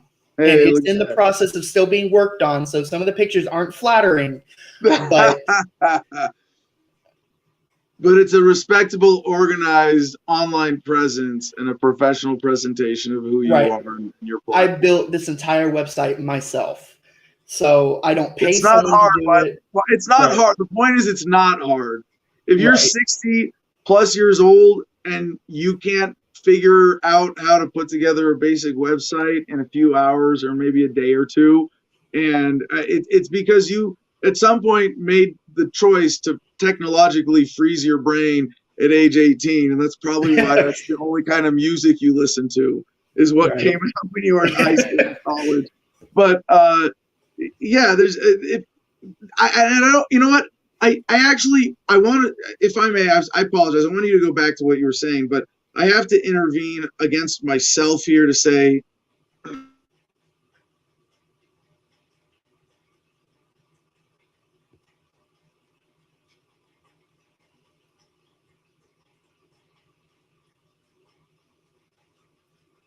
is he frozen for you too? He's frozen for me also. Okay, I didn't want to. I'm Jim, by the way. Hi, nice to meet you. Thank you. I'm Adam's producer. I didn't want to leave you on here just sitting here looking at a blank screen while he's frozen. So hi, I'm back. There's Mercedes. Hi, I'm Mercedes. Hello, Mercedes. Hi, John Luke actually messaged me and said, "Hey, I know this kid named Matt that I'm helping run, and he should totally be interviewed. And I am the chicken lady of my community. We're not allowed to have chickens. We have the same model government. We have the same good old boy problem. So you were like my sister's age. I'm here for it. Because I'm an elder millennial. I call myself a boomer millennial a lot. Okay. Especially today. But yeah, I'm sure Adam will be back in just a little bit. But your website looks beautiful. Yeah, it's looking good. Very professional. I think you have a good chance, especially since the elders in your community are already tired of the other boomers. That's always a good sign. Because in my own race here, I ran against an establishment landlord here, and we have a college, and his friends were telling me to my face that they weren't going to vote for them. So I kind of feel that. Oh, and Adam is back. Hey, it's just great to have such an awesome crew that I can make such a boneheaded technical mistake like that and know that the show continues on without me. Did you hang up on us, Adam? Yeah, no, my battery died. Even worse. I wasn't paying attention because we moved the solar system this weekend and this outlet isn't live. And I didn't realize. I came back to my office and studio and it's like, oh shit, this outlet's not live because my solar's in my cabin. So I had to plug it in my battery pack. Okay, enough about me. I want to make this one last point though. Mercedes, thank you for jumping in here. About the age thing. And I only really put this together because we got into the website that there are old people who adapt. It's not about old versus young. It's about old versus new. It's not old people versus young people. It's people who want to do things primitive ways versus people who want to apply current awareness and education and technology to live better and have society organized better. Is that something that maybe feels better than saying it's a young versus old thing? Yeah, definitely it is. Like my opponent, all he does is does one sine wave a year whenever it comes election time, and he feels he's good and he's good to go. And, and you know what, for him that has worked because there hasn't been exactly a good competition against him. He's been in since 2006. He was booted out of office one time. He was voted out because he used eminent domain to take people's land, and he's doing the same mistake again. So I want to give you the chance to take questions from the audience if Mercedes wants to pop any up on screen here as comments, but also anything else you want to say that I might have cut you off from in commentary on culture in Winterhaven and how that connects to your candidacy. Right. Yeah, here in Winterhaven, we're a very traditional city. I live in a very conservative portion of my county. So we're not extremely used to change, and the city government doesn't exactly embrace change too often. But mostly with the rise of Donald Trump and what he stands for and the immense shakeup that he caused at the federal level, people have gotten the taste for change. They're tired of the old style of government. And what I always say with Joe Biden is you sitting there and voting for the old style of government that put Trump in place in the first place wasn't exactly a smart idea. But the local population, mostly those that voted for Trump, are tired of the change. They're looking to get rid of every incumbent they can. In the last election in 2020, only one incumbent held their seat. Everybody else was voted out and put in, a new person was put in. So I'm trying to channel that in our local race, trying to get a higher voter turnout. So we need to sit there and be out there every weekend and getting our name out there. All right. Euban T. Rolled writes, at Mr. Crowley, how will you go about raising the maximum allowable chicken freedom threshold? Will I be able to build a 30-foot tall chicken house? Definitely. You know what? If it's on your property and the chickens aren't sitting there and going onto your neighbor's property and messing with their yard and whatnot, I don't see why you shouldn't have a 30-foot tall chicken coop in your house, in your property. Do you think fighting the zoning racket there is a winnable battle?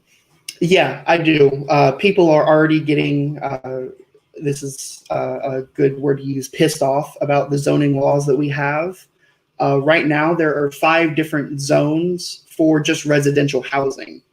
So sitting there and simplifying the zoning laws and pretty much making it as easy as possible to build housing and modify your housing however you want, that's definitely a goal that I have. All right, Mercedes, any other questions or comments for our guest before we give him a chance to wrap up and plug his website and his campaign?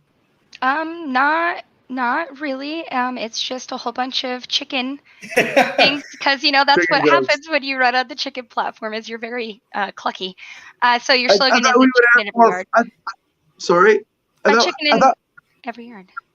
I thought we would just have more Florida man jokes from the audience today. You mean like Karen Tate Cox in the morning? There you go. There you go. Oh my gosh. So yeah, it's a UK. It says UK is a police state. I don't know. That shouldn't have been in there. But John Luke says liberate the chickens. Yeah, that's my campaign manager. So John Yeah, Luke. John John Luke. I know John Luke from Yeah. several Florida State LP conventions. yeah, Great to hear from you, brother. he's my friend. So I love it. A chicken in every yard, and you get to keep your yard. Is what you're running on. Not only, Yes. and then there was another one. A chicken in every here. yard. Well, I'll just put this because when you left, RIP, especially since we were talking about how, where is it? Oh my gosh. How old are you? His competitor really buries a competition. So, and Maria says he hopes you win. And then just more eminent domain assets for, your opponent's kind of a douchebag. I'll say it. I'm not in your state. And then Jean-Luc chimes in with great to hear from you too. But we actually have a couple real questions. First of all, do you have a hashtag? A hashtag as in hashtag Chicken Man. Oh my God. You can create one, definitely. I'm all for that. Anything to give me more press is good press. Get on that, Jean-Luc. I gotta point out something about asking, the kind of analysis of the race questions here. This isn't gonna you gotta have a good website. You gotta have a presence in social media. You gotta have a voice there. But the goal is not to go viral. The goal is not to have a huge online presence. The goal is to use your online presence effectively to communicate with 40,000 citizens in your city and whatever, especially those who are inclined to vote for you there, and to be able to connect with them. And for anybody who's, in the Winterhaven area, as a libertarian activist, I would suggest that this might be a very fun campaign to work for, especially with John Luke at the helm as an experienced activist, and a winnable city commission race that really is, it has so much potential value for the Libertarian Party, for the movement in general. But it's going to be about getting Matt in front of those 40,000 people, shaking hands, kissing babies. Exactly, right. We don't kiss babies anymore. No more baby kissing. It's COVID season still. You hand them suckers that have been sterilized. Fist bumps, babies, polite way, virtual hug. You get to be a virtual hugger now as a candidate. Oh, virtual hugs, waves, fist bumps, elbow bumps, right? All that. You get to be a germophobic candidate like I've always wanted to be. So I think this is a good question to kind of wrap up on. I don't know if you're ready, but what got you into libertarianism? Yeah, this is a great question. I come from a very democratic family, a very left-leaning family. So whenever I was 16, I pre-registered as a Democrat. At 20, I actually ran another race. I was running for state house and looking for the Democrat ticket.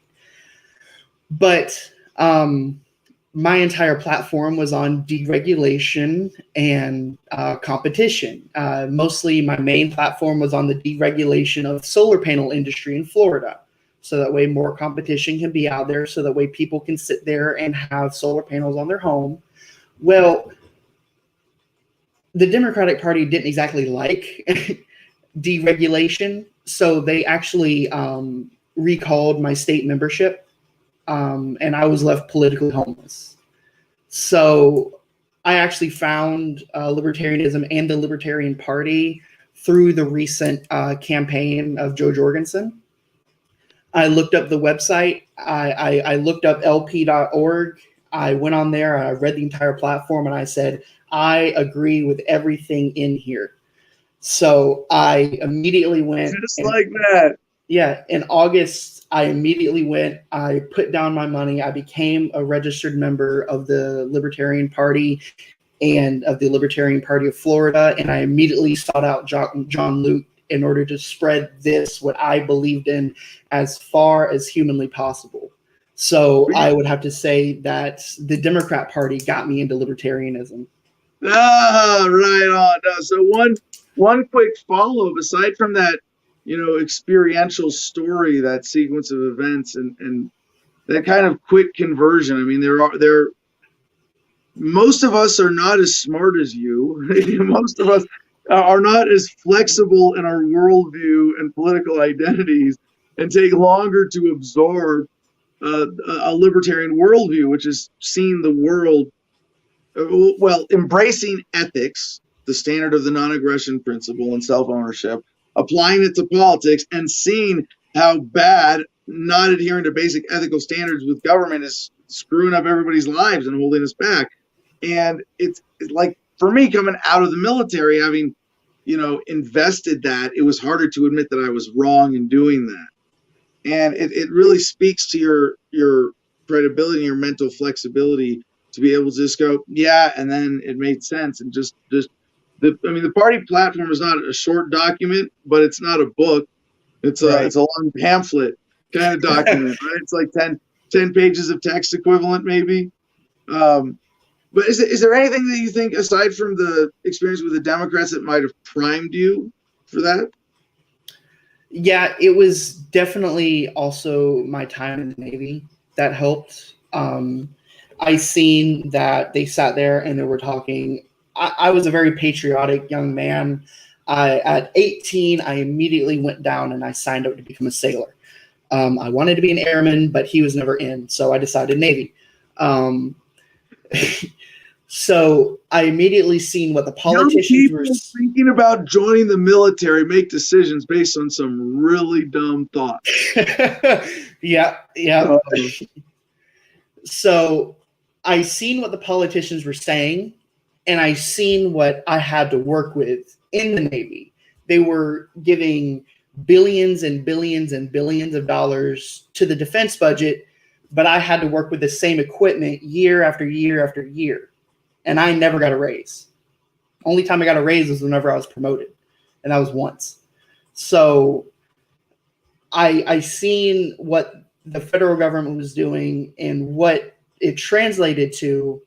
And that really did prime me to sit there and saying, this isn't right. We're spending too much money. There's too much power here. So whenever I got out, I took what I had experience being a sailor. I took that experience and that kind of stuck with me. And that, I think, really primed me for libertarianism was the military. Yeah. Well, definitely a parallel with my story there, getting out disgruntled in my own way. Well, Matt, this has been a lot of fun. I really appreciate you joining us. Please take the last word. Any thoughts you feel like you need to complete?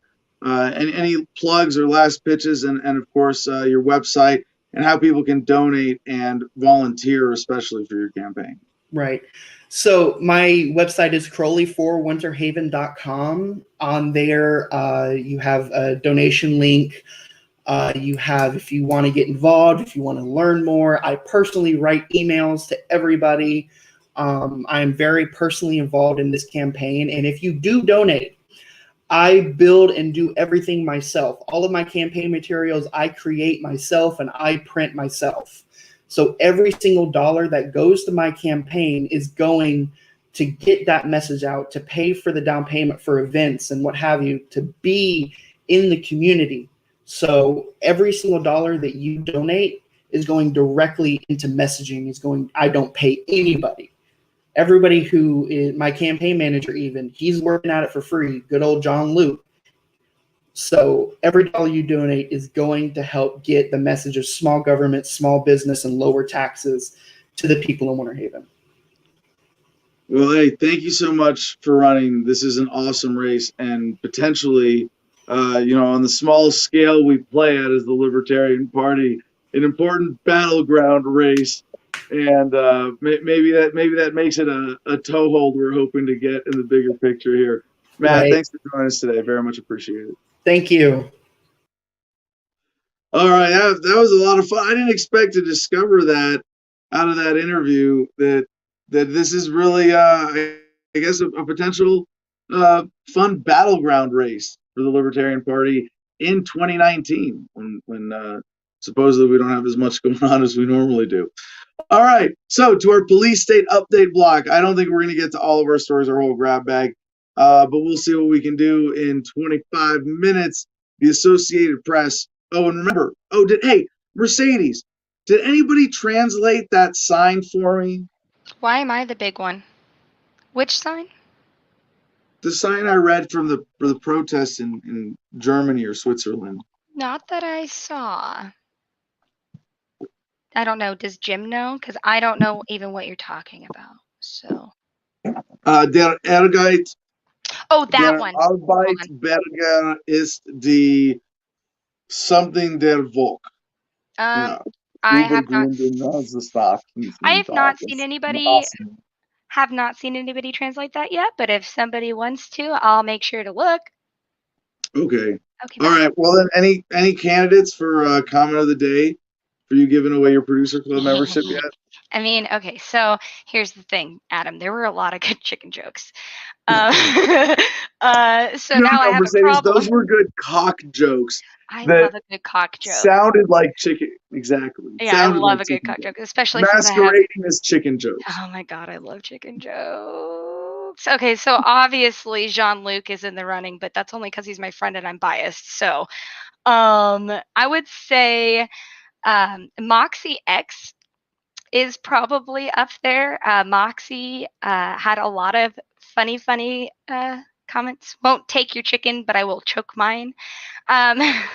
Just, basically just he's who did the he buried the competition comment. So he or she, they, no, I don't want to assume, is in the running for best comment so far, but only because I know they're not in the producers club and they made me giggle a whole bunch. And it's probably an AI who won't claim their membership that was sent here by the FBI to troll us. It's okay because they're funny. So Steve, if it's you, thank you for making me giggle on this Mental Health Monday. I needed that with the intensity of 1,000 chicken eggs. Okay, back to you, Adam. All right, let's see what we can cover and then come back to Mercedes and the good news. AP, Associated Press, this is an interesting headline to get from them. Cops posts to private Facebook group show hostility, hate in a private Facebook group called the Pittsburgh Area Police Break Room. Many current and retired officers spent the year criticizing chiefs who took a knee or officers who marched with Black Lives Matter protesters whom they called terrorists or thugs. They made transphobic posts and bullied members who supported anti-police brutality protesters or Joe Biden in a forum billed as a place officers can decompress, rant, share ideas. Now, if you're familiar with the police state at all, none of this should surprise you. The people who do asshole things and use the color of law as their excuse are assholes in private too. Shocking, right?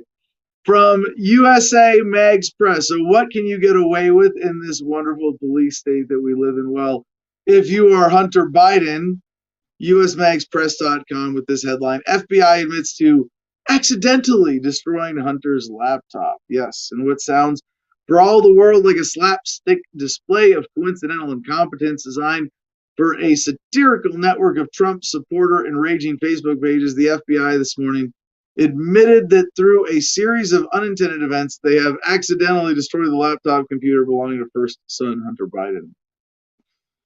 Witnesses have described the computer as in thousands of pieces, never to be useful again. Pushed out of the news cycle by the American election and its victory by 46th Commander-in-Chief Joe Biden in the investigation of the laptop had already been turning up absolutely nothing in what most normal people considered an attempted lame setup by presidential attorney Rudy Giuliani. The lawyer had many comments on the subject, and the media each more cartoonish than the last. FBI agent Joe Barron told the Washington Queef Blaster Daily that the work being done was mainly just to prevent Trump tards from filling their Depends with Choco Chunks and described the circumstances behind the destruction of the planted evidence. Quote, we had the laptop in the Bigfoot department, which is where we keep all the stuff that we know is absolute bullshit, but pretend to look at anyway. A tourist group was coming through the outer hallway and was erroneously led into the room with Mr. Biden's computer. The group included both actors Michael J. Fox and Kelsey Grammer, who suddenly suffered attacks of their unfortunate medical conditions simultaneously. Mr. Fox smashed the device off a table and repeatedly struck it, causing it to shatter, while Mr. Grammer's irritable bowel syndrome offered him forced him to explosively defecate for over 10 minutes on the pieces. It is completely unrecoverable, right? Other federal representatives defended the tale by noting that it is both more realistic than Rudy Giuliani's explanation of the events leading into the controversy, as well as being a better love story than Twilight. Oh, well, these things happen. Fun story of bullshit, drama, old party back and forth. But in another clear-cut case of, hey, if you're one of us, you can get away with murder, similar to the story of Ravensborg, a state attorney general in South Dakota who recently got away with deadly hit and run. Business Insider at MSN.com has this headline: Kansas Senate Majority Leader was arrested on suspicion of DUI after 911 callers said he drove the wrong way down a highway. A judge released him and said there wasn't probable cause. Really? Really? All right, here are the bullet points. Kansas Senate Majority Leader Gene Suellentrop, say his name, was arrested on suspicion of DUI. A judge granted his release from jail, saying police had no probable cause to support his arrest.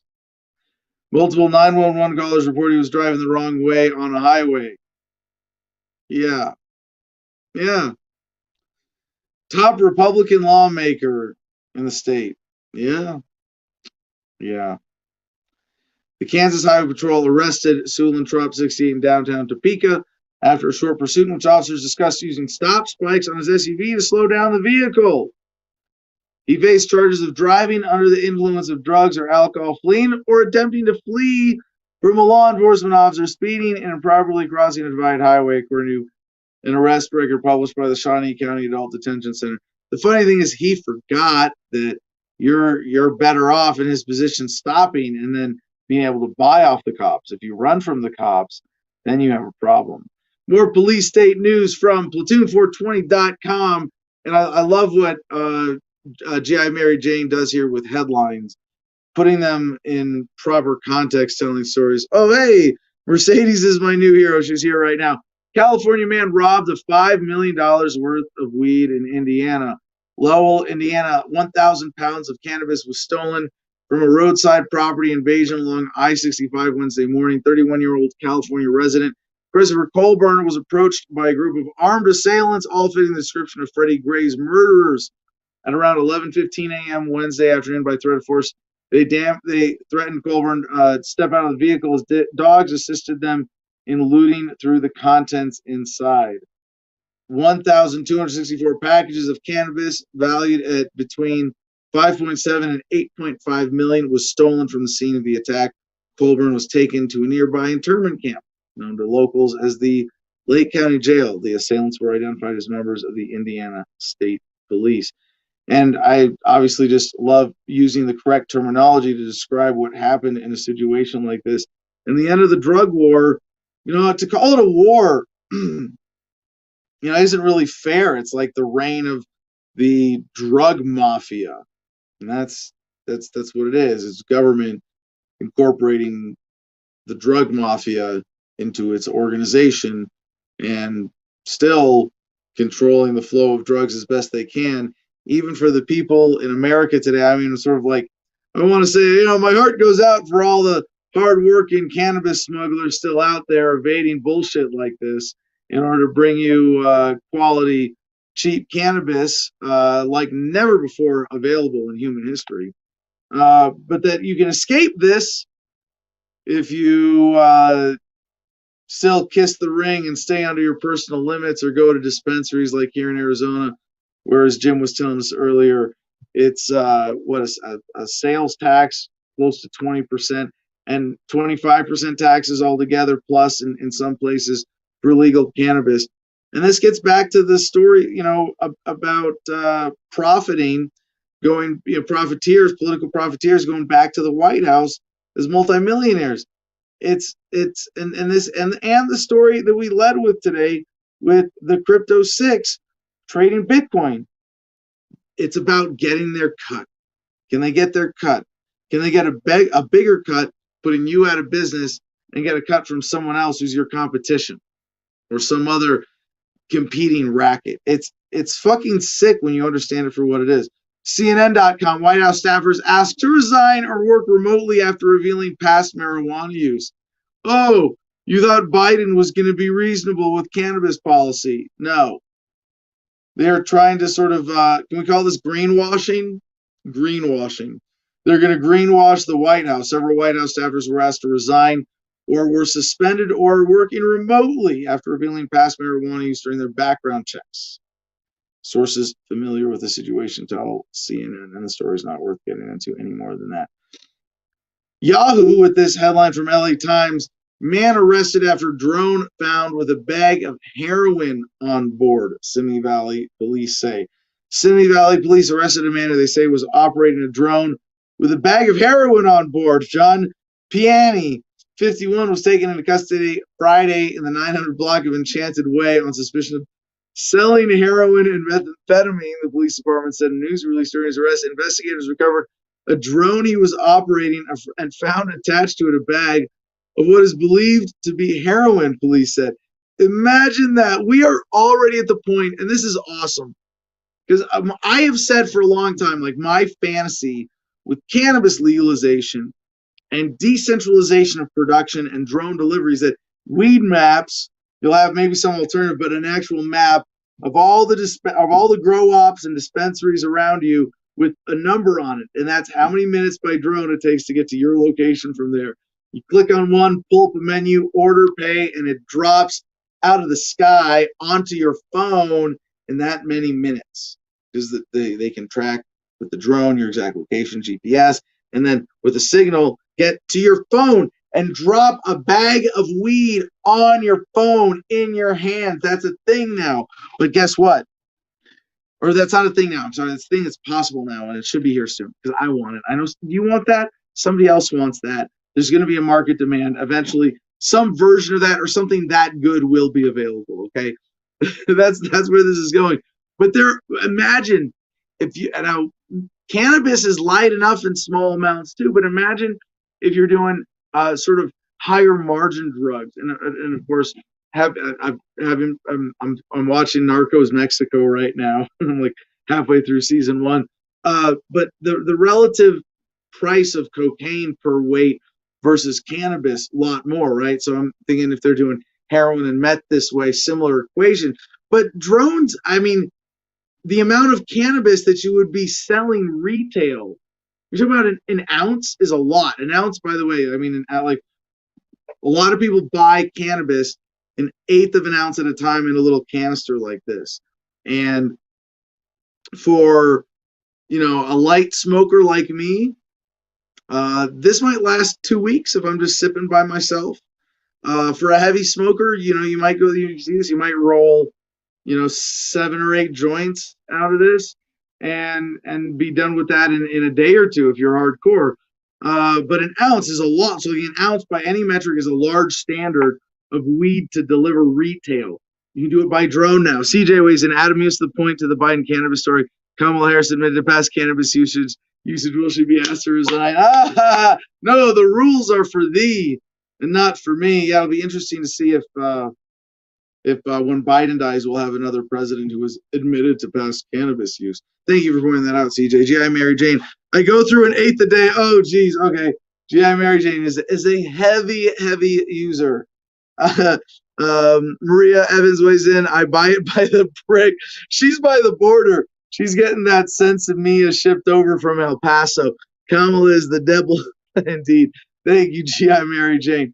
So where were we in this? Drones. So like, imagine this. Like, this should be a thing now.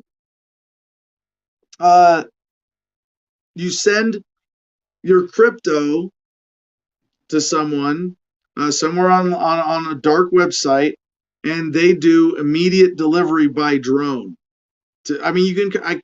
How much does it cost to get a drone that can reliably deliver drugs, not even right to a cell phone, but to a GPS point within a couple of yards? Drop it into a backyard, right? It flies into a backyard where it's not visible, drops it, flies away.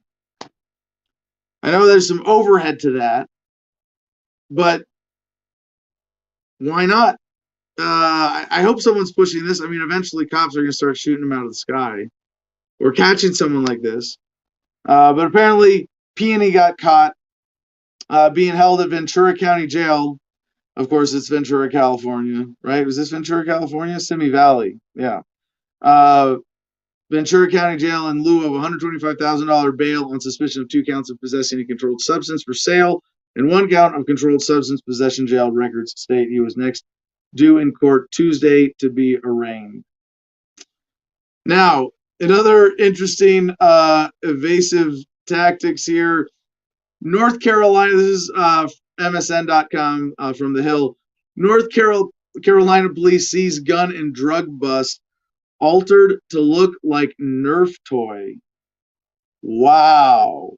North Carolina police say they uncovered numerous firearms while carrying out a drug raid at a local home this week, including 1 pistol that was altered to look like a toy gun. And it's interesting. It's not just the pistol. It looks like they took a Nerf gun and put a shotgun in it. It doesn't have the complete picture here, does it? Let's see, if I click on the photo, do I get to see the rest of it? But pretty clever concealment technique. And it looks like they fitted like a whole plastic housing of the front of a Nerf gun on top of some kind of shotgun, and then designed it to nest a pistol underneath, which is just, I mean, very creative, very clever. I mean, and I think if you want to hide a gun in plain sight, this could be effective. All right, let's see, Bloomberg via Yahoo. Mercer-backed Parler casts its reboot as a fight for free speech. So into the grab bag here. Conservative donor Rebecca Mercer has been writing checks to finance the social media platform Parler's reboot, while the company's leaders have attempted to rally employees by saying they're engaged in an existential battle against threats to the U.S. and free speech, according to internal recordings of company meetings held in recent months. Love it or not, your warriors, interim CEO Mark Meckler said in a meeting on February 8th, this is a war and you're in the war and we're all going to link arms. Mercer herself joined one of the calls on February 15 on the day Parler relaunched, quote, shutting down free speech is the first step toward tyranny and despotism, and we can't let it happen. And so we will do everything we can to fight back against that. And we are so proud and thrilled that you guys have all stood by us during this whole time. So very interesting episode to follow. Again, if you want to get more into that, links at t.me/Adam versus the man. BusinessInsider.com. Elon Musk responds to Bernie Sanders' criticism of his vast wealth, saying he's accumulating resources to help make life multiplanetary. Tesla CEO Elon Musk said he was accumulating resources. Yeah, okay, well, you don't need to repeat that. Musk was responding to criticism raised by Senator Bernie Sanders. As Sanders said, the level of greed and inequality is not only immoral, it is unsustainable. Now, I have some perspectives on this. I just a quick analysis, because first of all, coming from Bernie Sanders, who's a multimillionaire, who's a political profiteer, fuck you. No, you can't. No, not coming from you. No. But when you don't look at the root of the problem, how can you say that you're doing anything other than shameless emotional manipulation or diversion in order to profit from it? Bernie Sanders is a politician. He's pitching a political solution to today's outsized wealth, as opposed to get rid of the politics that caused the problem in the first place. Because as a democratic socialist, as a coercive statist socialist, he believes that government can, in that way, be used to control the economy for the betterment of people. And, God bless him for his delusions. Violence, coercion of the state can never have a net positive effect, because it is, I shouldn't say it's not quite that simple, but anytime you introduce coercion, you're going to have negative effects. Anytime government points guns at people and isn't held to the basic standard of ethics that is behind libertarianism, there are going to be negative consequences. And that gets us to the root of the problem, which is, why does Elon Musk have this outsized wealth today? Well, I don't say every penny. Can we say every penny? But every penny that he doesn't deserve is because of government subsidies and corporatism, intellectual property being a big one in his case. Stifling competition by creating a corporate system that through grants and big banking consolidates corporate structures into the hands of the few. Musk has just been great at playing the game here. Now, that being said, there is a problem, I think, with how Elon Musk manages his wealth that is missing the righteous side of the point from Bernie Sanders, which is that this concentration of wealth shouldn't exist, and the maintenance of it means that the person holding on to it cares about themselves and what they're doing more than taking care of the people from whom it was stolen or who are being oppressed by the system that stole it from us in the first place. And when you have someone who's as rich as Elon Musk saying he's accumulating resources to help make life multiplanetary, that is absolutely a legitimate, noble endeavor. But that's not really the whole story, is it? And when you have that much money to say, I'm not even going to break off a little chunk to fight hunger, you could end global hunger, to end poverty, to make sure that every human on earth has access to a basic standard of medical care, not by government, but by charity. It is a gross mismanagement of wealth, and dare I say, in a way, anti-libertarian to hold on to wealth of that scale that has been acquired illegitimately, when it is more than enough to alleviate a massive chunk of human suffering on earth that is the result of the system, the government system, the illegitimate theft from the people, from the many to serve the few. And when you are one of the few being served, even if you have done nothing technically unethical to accumulate that, you have benefited from it so much that by holding on to that wealth, you are saying it is important to keep these people suffering so that I can do what I'm doing, and that's not right. And if Bernie Sanders could make the point that way, I think it would have he'd have a lot more standing, but probably a lot less votes too. All right, and now I'm frozen, can't see comment or what Jim's doing. So with that, where are we? Hello. Technical issues. Hey, I'm big now. I'm sorry, but I'm gonna come rescue you so that you're not left alone. Hi, what's up? Hey, Hi. well, I should just quick skim the last headlines and then we'll check back in with comments. You want to just stick around for this? The Byte young female Twitter star turns out to be 50-year-old man using deep fakes. The man used FaceApp to transform into an attractive young woman. Mm-hmm. That's pretty crazy. Yeah. I'm not a deep fake. Joe Light for Bloomberg writes, Federal Reserve's digital dollar momentum worries Wall Street. I'm going to have to come back and get into that story some more. Fun one from the Washington Post. Preachers and their $5,000 sneakers. Why one man started an Instagram account showing churches' wealth. Yeah, crazy shit, but nothing new. Nothing new there. That goes back to the first story of embezzlement and money laundering. Yeah, really. You want to go?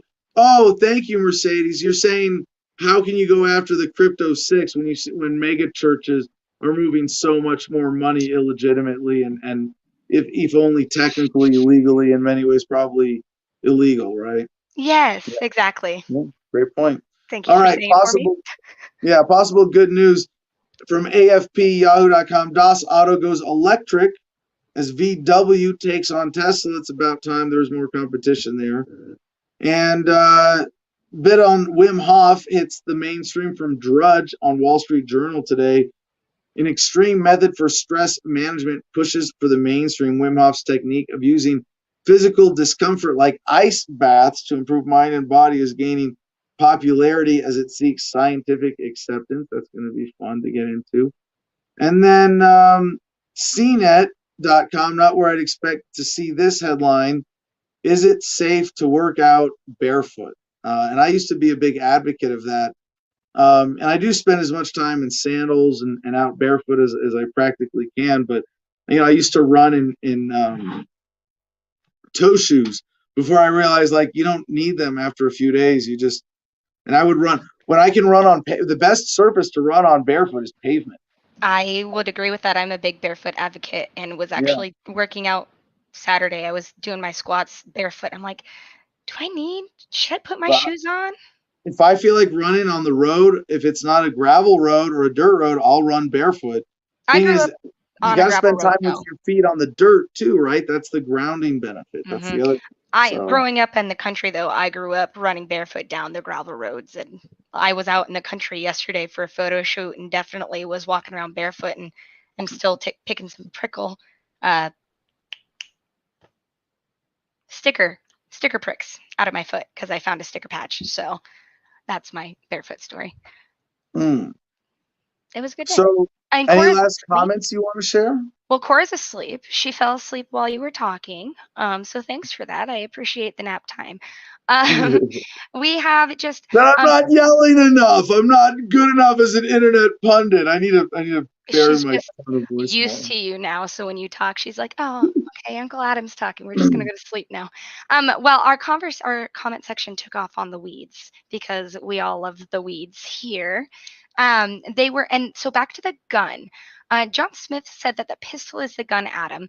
And what was confusing about that is the Nerf gun, they took the top part of the Nerf gun and put it over a rifle or a shotgun or something so that it disguised it. And then they painted the pistol to look like a Nerf gun. So that's why it kind of looked weird. Like, is it functioning? The top one it just had a plastic case over it. So it if they were really good, they would have like custom built a plastic back end to cover the butt of the shotgun. And then we had Mexican weed is so 90s. And then we had a Mexican weed is so 80s. And then Maria said, I am so 80s. And then John Smith said, I miss the 90s and the 80s. And this is what I'm talking about. This is the kind of conversation that just kept going through. And then Josh Smith says, Mexican weed is so last millennial. And then they made friends in the comment section. Apparently, they're going to get together to smoke this Mexican weed somewhere where it's legal, not here. In Nebraska, where it's still illegal, and I'm a technical criminal if I want to smoke anything with THC in it over 0.3%. Anyway, we're not talking about that. And then G.I. Mary Jane says she only works out barefoot, and I lost that comment. There it is. Oh, I should point out, I always work out barefoot at the gym. I'm sorry I didn't mention that. I haven't been to the gym in a while because I've been doing a lot of manual labor. Or if I'm here, I work out in the dirt and I'll wear boots. Why are you working out in the gym barefoot? That's how you get athlete's foot and other things. No, I wear flip-flops in the shower, but if everybody else wears shoes, I'm not going to get athlete's foot walking. I don't really have a problem with it. If I get athlete's foot, I wear flip-flops for a day and it goes away. Don't go barefoot in Arizona. I didn't when I was in Arizona. I did not go. It was too dusty. It was just it's like the high desert or something. See, really, you get athlete's foot. High desert. Really? He said high desert. Yeah. Whatever. Not barefoot. Yeah, being barefoot overall is you're not going to get. The gym's not clean though, and somebody else is all weird and gross, and then there's bacteria on the floor. Then you take a shower. So there's this is me here. Hold on. Here's my germaphobe thinking on this, Mercedes. I go into the gym. I go barefoot. I walk around, and then I put my flip flops on. I get in the shower. My feet and my flip flops are clean, and I walk out of there with my flip flops on, and I'm all clean. And I go from showering, and then on my way out, I touch the door handle with my back of my hand or my elbow, and I'm clean exit. To each their own.